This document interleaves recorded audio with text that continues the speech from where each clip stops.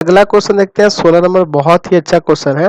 एक समलम, देखिए यहाँ पे कौन सा है समलम, पी बी सी क्यू, ये दिख रहा है ना ये आयत के अंदर। चलिए, जिसकी समांतर भुजाएं क्यूसी और पीबी में 7:5 है, यानी कि ये 7 हिस्सा है तो ये 5 हिस्सा है, यानी 7:5 में है। एक आयत एबीसीडी में से काटी गई है, एबीसीडी में से काटा गया है ना, जैसे कि आकृति में दिखाया गया है। यदि समलम का क्षेत्रफल, ये समलम जो बन रहा है, समलम कौन सा है, पी बी सी क्यू जो है, इसका क्षेत्रफल जो है 4/7 भाग है, 4/7 भाग है किसके, इसके, किसके क्षेत्रफल के, आयत के क्षेत्रफल के 4/7 भाग है। तो हमें किसकी लंबाई निकालनी है, क्यूसी की और पीबी की। तो यहाँ मानेंगे ना, माना क्यूसी बराबर कितना हो जाएगा 7x, अच्छा, और दूसरा कौन है पीबी, पीबी बराबर हो जाएगा 5x, ठीक है। चलिए, अब इसके बाद देखिए क्या करेंगे। ये तो आपके पास इसकी समांतर भुजाएं दी गई है, और ये आपका बीसी जो है, बीसी ये 5 सेंटीमीटर दिया है, तो ये तो इसका शीर्षलंब हो जाएगा, है ना, 1/2 समांतर भुजाओं का ही होगा गुना ऊंचाई। अब आयत की थोड़ा बात करते हैं।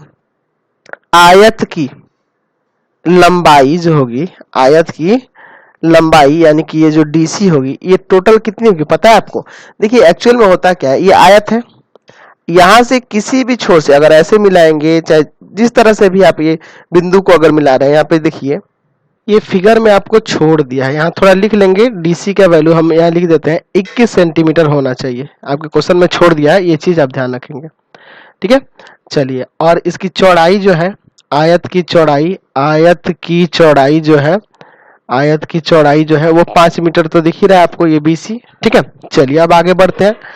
यहाँ क्वेश्चन में दिया है आपके पास कि समलम चतुर्भुज का क्षेत्रफल, समलम चतुर्भुज कौन सा है, तो इसका नाम लिख दे सकते हैं आप, पी बी सी क्यू का क्षेत्रफल जो है वो क्या है, तो एक क्या है आपकी 4/7 है किसकी, इसके क्षेत्रफल की, आयत के क्षेत्रफल की, आयत ए बी सी डी का क्षेत्रफल, समझ रहे ना।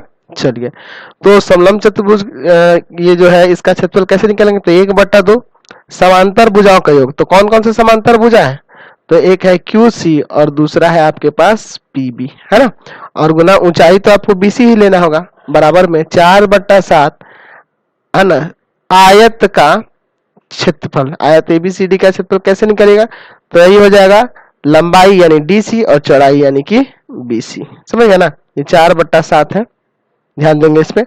अच्छा देखिए, तो हम लोग चाहे तो BC यही काट सकते हैं, या वैल्यू रख के काटिएगा, 1/2, QC का वैल्यू है 7x, इसका वैल्यू है 5x, अच्छा BC का वैल्यू है 5, बराबर में 4/7 गुना DC का वैल्यू कितना है आपके पास 21 है, और ये जो है आयत की चौड़ाई जो यानी BC है जो वो 5 है। चलिए, अब इसके बाद एक काम करिए, आप चाहे तो 5 डायरेक्ट भी काट सकते हैं, या ऐसे रहने भी दे सकते हैं, लास्ट में काटेंगे। चलिए, इसको जोड़ दीजिए, 12x गुना में 5 बराबर में 4, बट इसको काट दे क्या 3 बार में, तो 4 गुना 3 गुना 5 बचा।